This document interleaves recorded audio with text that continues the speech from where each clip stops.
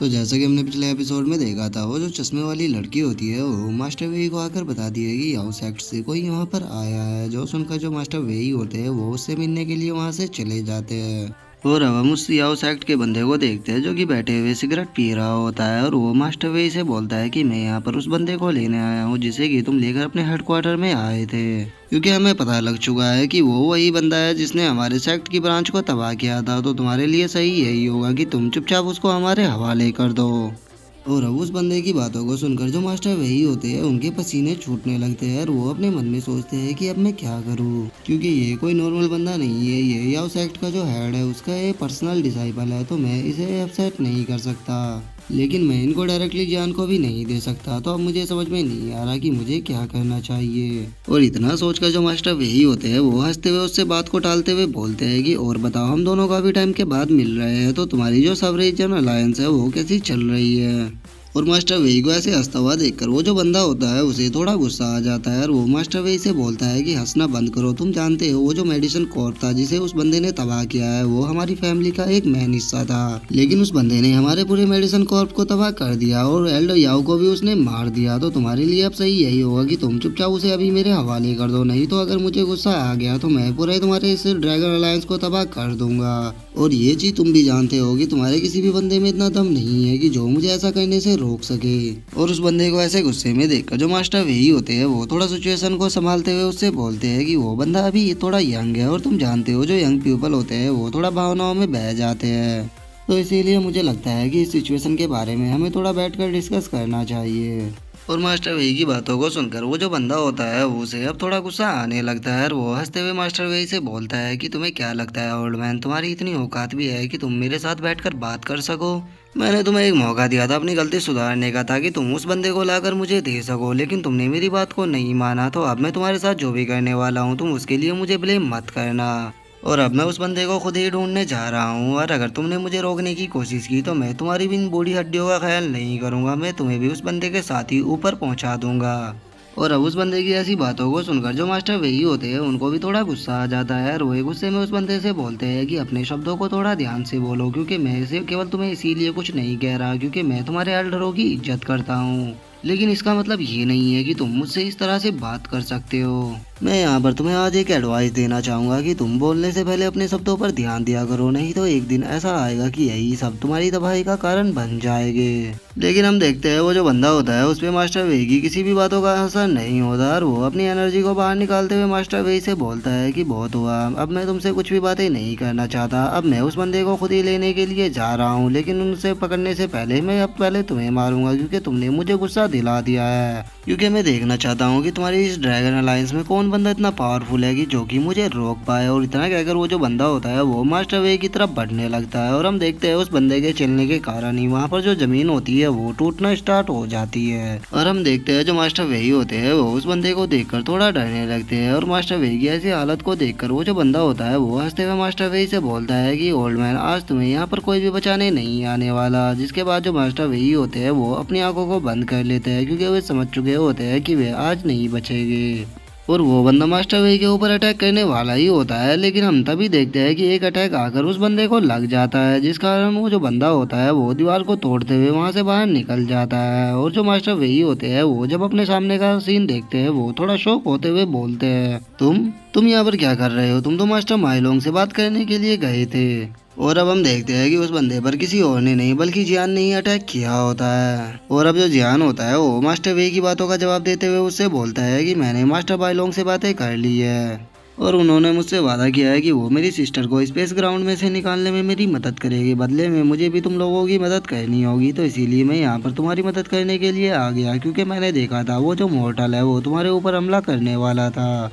और जियान उससे बातें कर ही रहा होता है, लेकिन तभी हम देखते हैं कि एक पत्थर जियान की तरफ आने लगता है, लेकिन जो जियान होता है वो अपने नॉर्मल हाथ से ही उस पत्थर को तोड़ देता है। जिसके बाद वो जो बंदा होता है वो जियान की तरफ देखते हुए बोलता है, क्या तुमने अभी मुझे मॉर्टल कहा? बच्चे, तुम्हारे अंदर तो बहुत ही ज्यादा घमंड है। क्या तुम खुद को गॉड समझते हो जो कि तुम मुझे एक मॉर्टल बोल रहे हो? अब लगता है कि इस ओल्ड मैन से जो मेरा हिसाब था वो मुझे बाद में कंप्लीट करना होगा, इनसे पहले मुझे तुम्हें ही मारना होगा। और अब हमारा जो व्यू होता है वो ड्रैगन बेस का जो मिशन रूम होता है उसके ऊपर आ जाता है और हम देखते हैं कि वहाँ पर कुछ रूम बने होते हैं जिनमें के ऊपर की DCBAS लिखा होता है। जिसके बाद हम एक बंदे को देखते हैं जो कि अपने हाथ में एक फाइल को लिए हुए एस मिशन के रूम की तरफ जा रहा होता है और वहाँ पर जो लड़की बैठी होती है वो आराम से सो रही होती है। तभी वो लड़का वहाँ पर आकर वहाँ की जो बेंच होती है उसे खटखटाता है, जिस कारण उस लड़की की नींद टूट जाती है। जिसके बाद वो जो बंदा होता है वो उस लड़की को फाइल देते हुए उससे बोलता है कि ये एक एस क्लास के मिशन की फाइल है जिसको कि मैंने कंप्लीट कर दिया है, तो इसे जल्द से जल्द डिलीवर करो।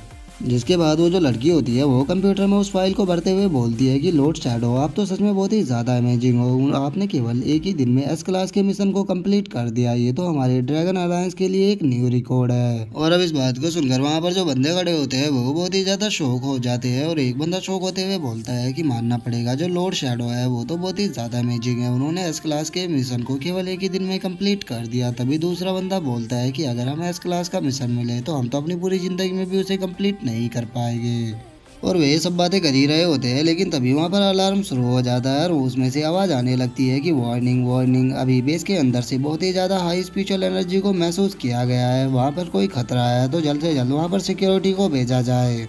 और अब उस अलार्म को सुनते के साथ ही जो लॉर्ड शैडो होता है वो गुस्से में अपनी बंदूक को निकालते हुए बोलता है कि आखिर किसकी हिम्मत हुई जो हमारे ड्रैगन बेस के अंदर आकर यहाँ पर गड़बड़ी कर सके, लगता है कि उस बंदे को अपनी ज़िंदगी से प्यार नहीं रहा है। और अब हमारा जो व्यू होता है वो जियान और उस बंदे की फाइट पर आ जाता है और अब वो जो बंदा होता है वो अपनी एनर्जी को बाहर निकालते हुए जियान से बोलता है कि बच्चे, मैं तुम्हें दो चॉइस देता हूँ, या तो तुम चुपचाप मेरे साथ चलो, नहीं तो मैं तुम्हें जबरदस्ती यहाँ से लेकर जाऊंगा। और हाँ, अगर तुम अपनी मर्जी से मेरे साथ चलते हो तो मैं तुम्हें कुछ भी नहीं करूंगा, लेकिन अगर मुझे तुम्हें यहाँ से जबरदस्ती लेके जाना पड़ा तो तुम्हारे साथ जो भी होगा उसके लिए तुम मुझे ब्लेम मत करना।